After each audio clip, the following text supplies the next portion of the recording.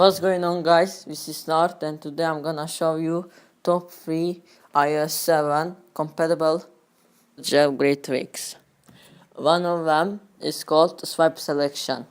Swipe selection is my all-time favorite jailbreak trick. It allows you to edit your text while you are scrolling your finger through your keyboard, as you can see here. Also, if you tap shift and scroll your finger, you can select your text. So that was swipe selection. Another iOS 7 compatible jailbreak trick is called hidden settings.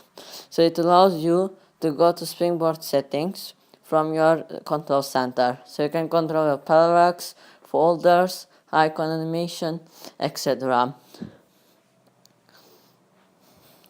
Another iOS 7 compatible jailbreak trick is Flip Control Center.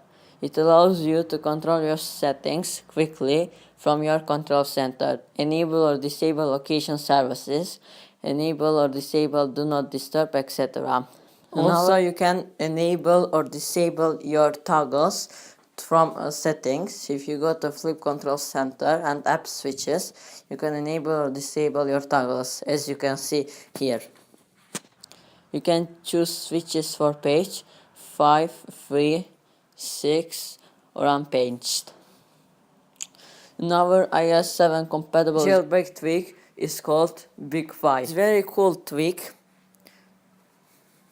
What it allows you to do, it allows you to hide icon labels if you turn it on and apply changes. But I can't do that because I can't respring my device. Another iOS 7 compatible jailbreak trick is called Dock Shift. It allows you to change your dock style, and if you enable it, it will work. You can change your dock style to transparent, to milk glass, to dark milk glass, etc. So these were my top 3 iOS 7 compatible jailbreak tricks. If you like this video, please comment, thumbs up, and subscribe to my channel. Peace.